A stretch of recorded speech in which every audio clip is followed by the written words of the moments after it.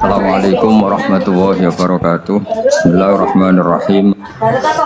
Saya mengkaji ayat ini sering sekali, sering sampai sekarang. Jadi sampai nanti sampai asar ini terbaik.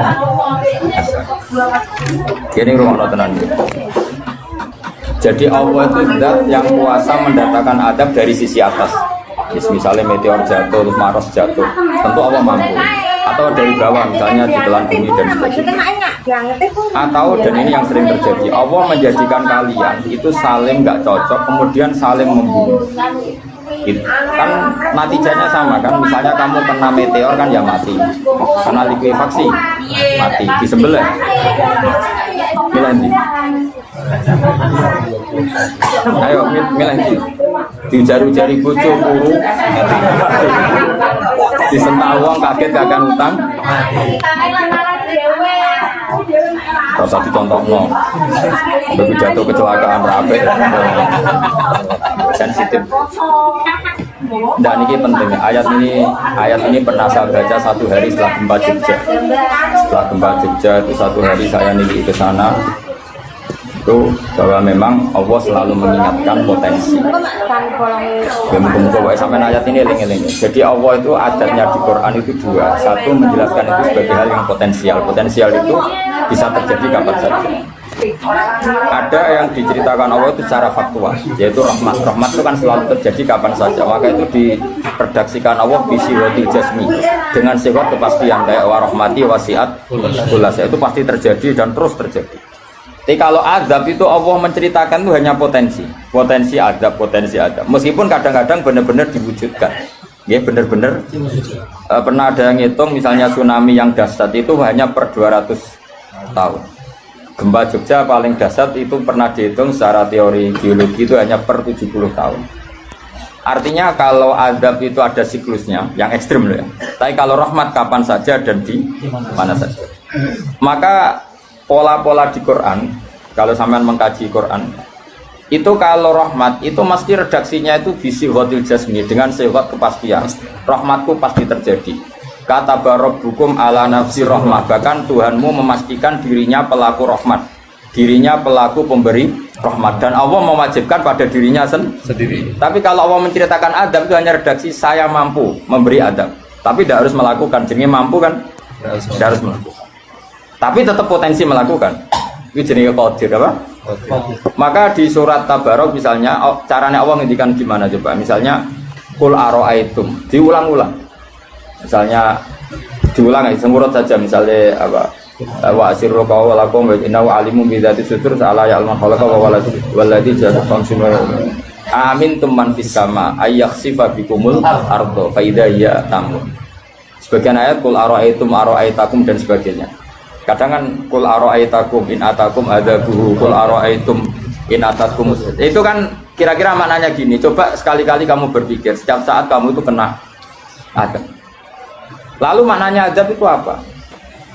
Adab bagi seorang mubaligh misalnya tahu-tahu kena kasus perempuan, kan yang langsung jatuh misalnya.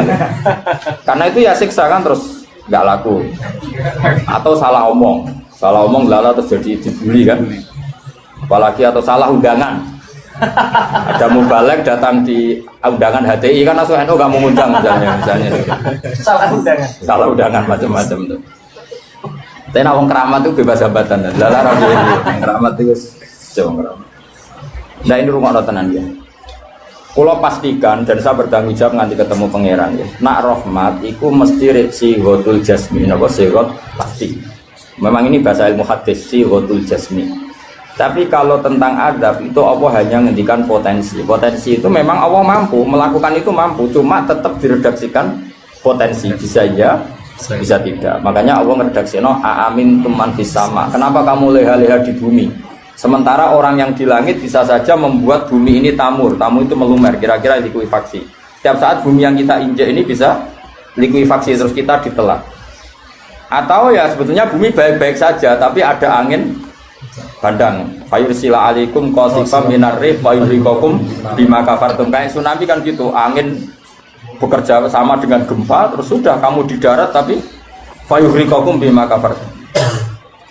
Makanya ahli gempa Jogja itu sama saya itu kagumnya bukan main. Karena tadi ketika tanya saya, Pak, masalah gempa itu gimana? Saya jawab tadi. Sebenarnya Quran itu pernah gambarkan orang itu tenggelam di darat. Itu tadi fayursila alaikum qasifam min ardi fayuhrikokum bima kafartum. Tinggal Allah melibatkan angin. Angin kan mengirimkan gelombang, kamu di darat kayak kasus di Aceh tapi tetap apa? Tenggelam. Jadi justru tenggelam itu bayangan Quran yang berupa adab itu fayuhrikokum bima kafartum. Kamu tenggelam. Ya tentu kita ngomong potensinya saja. Kowe ora usah sok suci dengan kata bima kafartum, itu urusane pangeran. Iki nuduh ngajak kafir dhewe. Maka ini penting ada kesadaran ahli sunnah. Kalau Allah ngendikan ya kita diam saja, karena Allah itu ala kulli syai'in qadir bi kulli syai'in alim. Kamu tidak usah kecangkeman orang Aceh diadab karena banyak maksiat, ke malah goblok yang telulas. Bodoh-bodoh maksiat yang Aceh, rak maksiat yang Bali. Bali le maksiat yang Hollywood, Hollywood le maksiat yang Cina, malah komunis. Enggak usah ngomong gitu, pokoknya adab itu Allah kuasa mengadab siapa saja. Tapi kita berhenti di situ, tidak usah ngomong siksa karena dosa, karena kalau kamu ngomong dosa diperbandingkan ada daerah yang lebih dosa atau itu tidak wilayah kamu. Terus misalnya ono kisah melarat, Qur'ane ra barokah. Yo ora usah nuduh ngono, iso wae justru melarat iku barokah, mergo ra kakean hisab go duwe wong. Justru pidato laris iso ra barokah, kakean go duwe wong. Rumah samu ora ono tanggung jawab. Kan kita tidak pernah tahu. Iya. Jelas ana walatus aluna yauma idzin anina. Semakin dapat banyak tanggung jawabnya semakin banyak. Ora iso terus pilih-pilih wah kuti ilmuku barokah laris-laris mbahmu. Enggak mesti semua di dunia itu, enggak mesti semua. Yang sedang rezekinya banyak bisa aja hisabnya banyak. Tapi bisa saja memang barokah. Ngono bodoh ya melarat wis. Tapi sing ra di rezeki iso wae azab, iso wae ngringakno hisab. Kita kan enggak pernah tahu. Nawali mesti ngringakno hisab. Tapi nak wali pancen ya aki-aki adab. Umume wa may takila alahu makhraja. Wong ora tau untuk makhrajan niku wis perlu dicurigai, no? Saya ulang lagi ya. Maka baca Quran di akhir zaman itu separuh tidak apa-apa. Ya sudah, Allah itu mampu yuhrikokum. Tapi untuk orang lain tidak usah kamu tuduh bima kafartum. Karena yang kamu tuduh itu orang Islam. Tidak perlu kamu bilang tsunami aja karena orangnya dosa. Kowe iku sapa? Kok ngerti tulisan Allah Mahfud itu kalau karena ya sudah, roh kita tenggelam itu saja yang kita ngerti iyanan, tapi rasa ngerti sebab. Ibarat gini, ujuk-ujuk misalnya bojone itu minggat, orang mengamati kurang opo, padahal semua balik terkenal. Ya kurang ganteng misalnya, kan enggak pernah tahu. Kita mengkonfirmasi kan enggak pernah tahu. Yang kita tahu ya minggatnya saja. Setelah itu sudah kita tidak perlu. Misalnya Aceh ada tsunami, ya sudah tsunaminya saja. Kira usah nerusno. Bima kafartum itu wilayahnya Allah. Napa? Wilayahnya Allah. Makanya Rasulullah itu kalau ditanya ada adab itu Nabi enggak pernah nerus. Ya sudah ada adab, tapi kalau mansus ya mansus misalnya kaum Lut itu mansus karena adab. Tapi kalau orang Islam kan enggak mesti adab. Saja hukuman yang menjadikan malah mlebu swarga. Kalau sama nggak percaya gini, dan saya menjamin pasti saya benar dalam hal ini karena saya berdasar hadis sahih. Sama-sama adab, misalnya orang tenggelam, banyak kan orang mukmin disifati Nabi itu mati syahid. Kalau tak lawan nak sing darane wong Aceh iku mesti adab. Tak lawan dunia akhirat. Selain wong sombong ya berarti tak maca hadis. Lho coba Nabi beberapa kali ngendikan umatku sing syahid itu sekian-sekian termasuk sing mata hori kon sing mati tenggelam coba. Artinya ada bentuk hori yang justru syahid. Kecangkeman dora tahu ngaji kecangkeman. Oh tak lawan dunia akhirat. Karena sok sucinya. Sudah kita baca ayatnya berarti fayuhrikokum saja, soal bima kafartum itu otoritasnya wilayahnya Allah Subhanahu wa taala. Dosa suci do cangkeman. Oh tak lawan tenan. Nawangkum bis warga aku usul pangeran. Ampun Gusti. Niku nate ngenyek tiang wong sak provinsi. Sok sucinya. Lo coba ya. Banyak orang mati divonis, misalnya kamu, wah iku krana adab. Ternyata Nabi ngendikan maktun wong lara weteng syahid. Gharik syahid, mahdum syahid. Orang yang mati korban, kan kita tidak pernah tahu. Ya sudah, bodoh-bodoh tidak pernah tahu, pakai yang husnul khotimah saja, pakai yang husnudzon saja. Ono hafid kok mati umay rubo. Milih sing husnudzon lah ya berarti syahid. Kategorinya mahdum. Jangan terus ono wah kena adab. Kesuwen oleh ngedol Quran lu ngawur. Oh, tak lawan sing ngomong ngono lawan. Siap lawan. Siap ya. Ya follow ISIS. Kita asli nih, maksudnya hobinya itu tak. Hobinya itu tak ada. Jadi nak dicak ngomong damai itu dingin. Yo pancen yo lucu, nak wong brewoken terus gak garang. Lucu nih, jadi nak pangeran ngendikan rungokno wae. Tapi kowe ora usah koyok di otoritas kok pangeran ben ngono pangeran. Itu termasuk tafsir yang termasuk saya setuju. Makanya kata Imam Sa'rawi, nak pangeran negur Kanjeng Nabi kira usah melok-melok. Kanjeng Nabi atasane pangeran kira usah melok-melok duwe rasa sesuatu mbek Nabi. Misalnya Nabi ditegur di abasa, ya biar Allah atasannya Nabi, berhak dong negur. Kowe ora usah di perasaan macam-macam. Lho Nabi kok ditegur pangeran usah ngono. Nabi tetep panutan kita ila yaumil kiamah.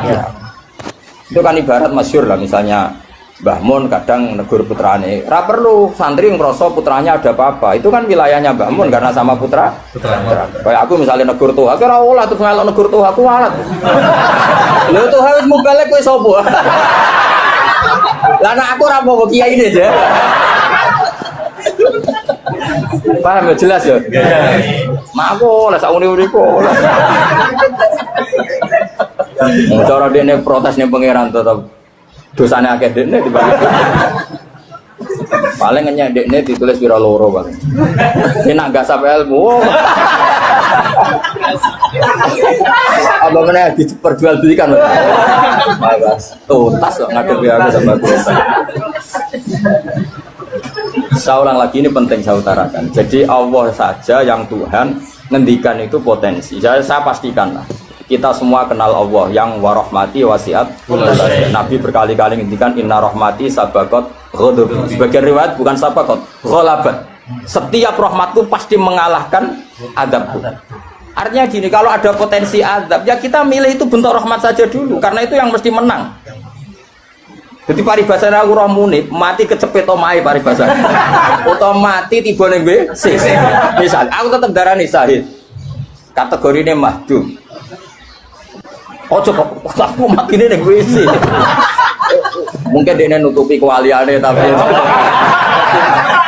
hebane mati ning apa? Hebane mati ning WC. Enggak apa-apa. Karena menduga rahmat itu lebih gampang karena Allah jelas ngendikan hadis qudsi inna rahmati ghalabat ghadabi. Berarti gamane pola semua itu lebih baik kamu tafsirkan sebagai rahmat. Nah kecuali ada soriful ayat yang mengatakan itu ada, tapi mana ada sekarang udah ada nabi. Misalnya kaum Lut kan Allah jelas-jelas ngendikan itu karena ada, ya sudah kita ikut mengatakan ada. Tapi kalau yang orang Aceh, orang mana-mana kan tidak ada ayatnya. Jelas ya? Iya. Mulanya sing apik, ngaji sing tenang. So, kalau kaum Lut kan binasillah misalnya bicara kata wa kata terus Allah ngendikan karena ada. Ya sudah kita ikut tentang kaumnya Lut. Tapi sekarang yang saya misalnya ada orang punya penyakit homoseks, kemudian dia kena azab. Ya sudah itu sanksinya Allah, bisa saja azab ini kalau dia mukmin kafarah betul. Memang ya azab tapi oleh Allah dihitung kafarah dan itu hadis sahih. Tidak ada seorang mukmin yang punya dosa kecuali nanti dia kena masalah, nanti kena riu atau kesandung dari Nabi dan itu nanti jadi kafarah. Dan misalnya itu saksi dia persimaan mulai kesandung berganti. Ya, tapi dalam nanti orang ceblok. Kalau nanti diceritani Ustaz, tengah drama juga kisahnya. Saya lah dianiaya bapak, kepleset. Itu berkat kocakat, tidak bisa bertengkar satu. Aku apa? Orang berguling, wah ini masih. Mereka latihan mama, ini paling penting. Berkat gak masalah, berkat gak masalah. Nah, seperti ini gue rasa nak milih sebagai ada. Karena Nabi sudah ngendikan orang mukmin sing kena eri bahkan kesandung kecuali jadi kafar. Jadi saya pastikan fayuhrikum bima kafartum itu untuk konteks orang mukmin kamu baca separuh saja sudah Allah itu mampu menenggelamkan kalian. Tapi khusus orang mukmin kitabnya jangan bima kafartum kan kita ada kafir. Tak ulang tenan. Aku bolak-balik ketemu aneh-aneh. Kalau kemarin enggak bisa cara ketemu aneh-aneh. Tak taman.